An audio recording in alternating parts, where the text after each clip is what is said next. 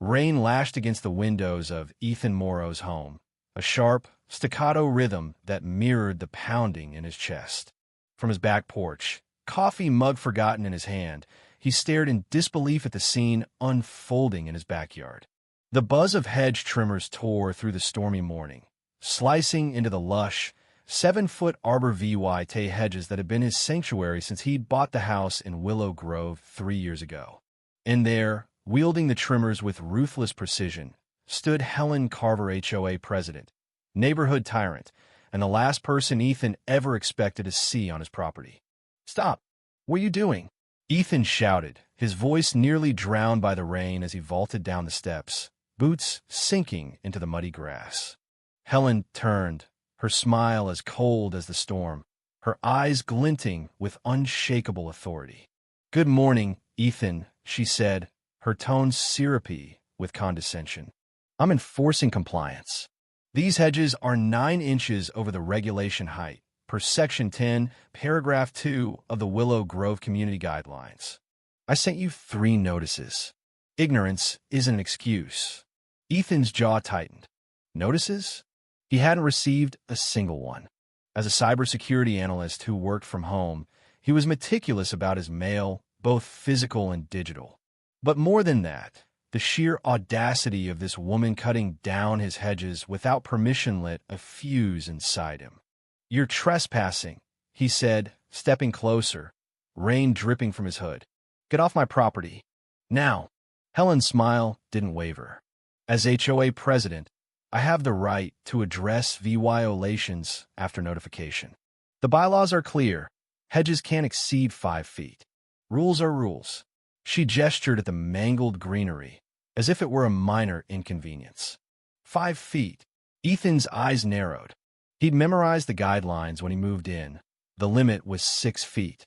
She was lying, and the realization hit like a jolt. This wasn't about compliance, it was personal. But why him? He barely knew her, had only nodded politely at the annual HOA barbecue. "You're wrong," he said, his voice steady despite the storm. "And even if you weren't, you don't get to destroy my property. Leave, or I'm calling the police." Helen's composure flickered, her grip tightening on the trimmers. "The board voted last night to take action," she snapped, pulling out her phone and WAVYing it. "This is happening, Ethan. Read your notices next time." She turned back to the hedges, the trimmers roaring again. Fury surged through Ethan. He yanked out his phone and started recording, rain blurring the lens. "I'm documenting this," he said, his voice cutting through the noise. "You're trespassing and damaging my property. Leave now." Helen spun around, her face flushing crimson. "You can't record me." "That's illegal," she shrieked, her polished facade crumbling. "Single-party consent state." Ethan shot back, unflinching. "My property, my rules. Go." For a moment, they stood locked in a silent standoff, rain pouring between them. Then, with a scoff, Helen tossed the trimmers onto the grass and stormed toward her black SUV, its vanity gleaming through the downpour. "You have 7 days to fix this, or it's a due law 500 fine," she called, her voice sharp with venom. "The board won't side with you, Ethan. Everyone knows the rules." As her SUV sped off, Ethan lowered his phone and surveyed the damage. Nearly 20 feet of his once proud hedges were ruined, their tops hacked into uneven stumps that exposed his backyard to the street. The privacy he'd cherished, the quiet retreat he'd built in Willow Grove, was gone. But as the rain soaked through his jacket, a steely resolve took root. Helen Carver had underestimated him. Ethan wasn't a confrontational man. At 32, he built a quiet life in Willow Grove, a suburban enclave outside Charlotte, drawn by its tree-lined streets and the promise of peace. The backyard, framed by those towering arbor vitae, had been the clincher and natural barrier that shielded him from the world. Until Helen. Everyone knew her reputation.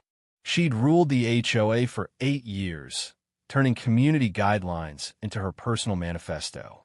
Neighbors called her the czar behind her back, but to her face, they offered tight smiles, wary of her knack for turning minor infractions into vendettas.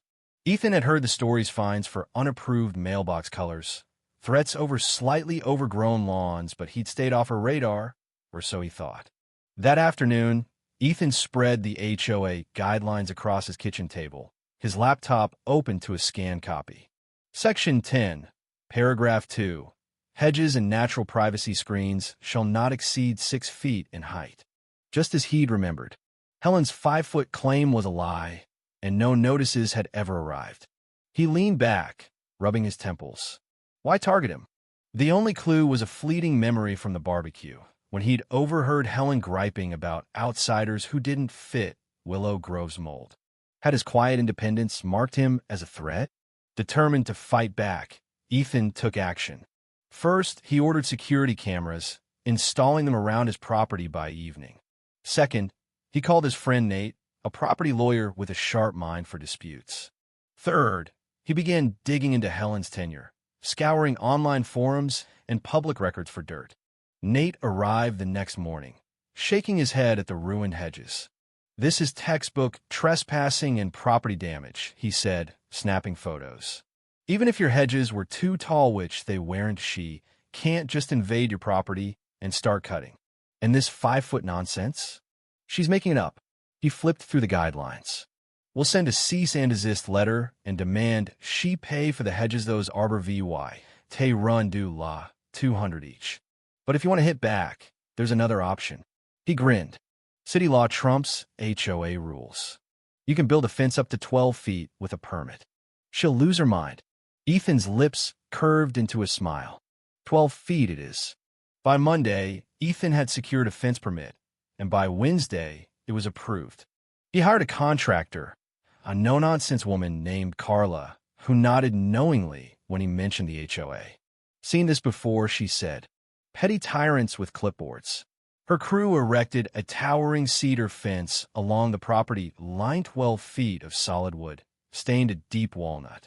It cost $7,000, but as Ethan watched it go up, restoring his privacy, he felt a surge of triumph. Helen's reaction was explosive. Ethan's cameras caught her marching up his driveway as the final panel was secured, her face a mask of rage. "This is a violation," she shouted, clutching a clipboard. "Fences can't exceed 4 feet. I'll have this torn down." Ethan stepped outside, holding a folder.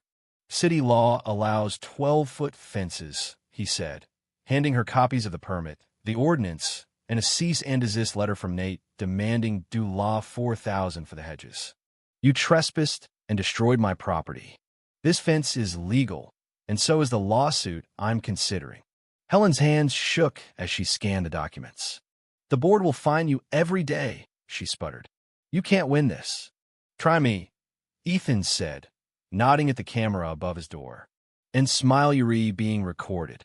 Helen glanced at the camera, her mouth opening and closing like a fish. "You'll regret this," she hissed, storming back to her SUV. The next day, a violation notice arrived, demanding the fence's removal and threatening due law 100 daily fines. Ethan forwarded it to Nate, who sent a sharp letter to the HOA board, warning of legal action if the fines continued. But Ethan wasn't done. His research uncovered complaints about Helen Neighbors' fine for tri-VUI issues, rules enforced unevenly, dues rising without justification. His neighbor, Priya, admitted Helen had fined her due law 150 for a non-compliant garden gnome. Another, VUI, shared how Helen had threatened to lien his home over a slightly chipped mailbox. Ethan rallied them, forming a small coalition to expose Helen's abuses. Their breakthrough came when Priya, a bookkeeper, offered to re-VUI the HOA's finances. Ethan and VUI collected years of budgets and minutes, uncovering a pattern. Dues had risen 50 fan tram in 5 years, yet the community's sidewalks were cracked and the park's benches were rotting. A maintenance company, owned by Helen's brother-in-law, was charging double market rates for shoddy work. Worse, due law 30,000 in administrative fees lacked any documentation. With this EVY Denke, the group petitioned for an emergency HOA meeting, securing signatures from 65 fan tram of homeowners. Helen tried to block it, but the bylaws allowed it with 25 fan tram support. The meeting was set for a Tuesday evening in the community center. The room crackled with tension as 80 residents packed the community center, many attending their first HOA meeting. Helen sat at the front, her usual confidence replaced by a tight scowl. Ethan took the microphone, his nerves steadying as he remembered Nate's ADVYC, facts over feelings. Willow Grove deserves better, he began. Our dues keep rising, but our community is falling apart. Rules are enforced unfairly, and our funds are being mismanaged. He projected financial records, highlighting the overpriced contracts and missing funds. We've paid Dulaw $62,000 to a company owned by Helen's brother-in-law for subpar work. Over Dulaw $30,000 in fees have no receipts. This isn't oversight, it's misconduct. Murmurs turned to shouts of agreement. Helen slammed her gavel. This is slander, she cried. You have no right to make these claims. But the room was done with her. Priya presented the financial discrepancies, and Javi or shared neighbors' stories of intimidation. When Ethan called for a vote to suspend Helen pending an audit, it passed with 87 fan-tram support. A second vote capped board terms at 2 years and required competitive bidding for contracts. Helen stood, her chair crashing to the floor. This is a coup, she screamed, pointing at Ethan. All because of that stupid fence. It's not the fence, Ethan said, meeting her gaze. It's accountability. The audit, completed 10 days later, confirmed the worst. Helen's brother-in-law's company had overbilled by Dulaw $75,000, with kickbacks funneled through fake invoices. Helen had pocketed Dulaw $18,000 in unauthorized bonuses. The board filed charges, and one chilly November morning, police escorted Helen from her home, her shouts about that fence echoing as the car door shut. Helen faced embezzlement and fraud charges, with up to 5 years in prison and Dulaw $95,000 in restitution. The HOA elected a new board, and Ethan's fence stood tall, a symbol of defiance. As he planted new hedges one quiet afternoon, the neighborhood felt lighter. Willow Grove was no longer Helen's fiefdom, it was home. If you were the one in this story, how would you react? Would you stand up and fight back, or accept the unreasonable pressure and control from the HOA? Share your thoughts in the comments below. And don't forget to subscribe, like, and share this video with more people. Your small action gives us the motivation to keep bringing you more intense and engaging stories. Thanks for watching, and we'll see you in the next video.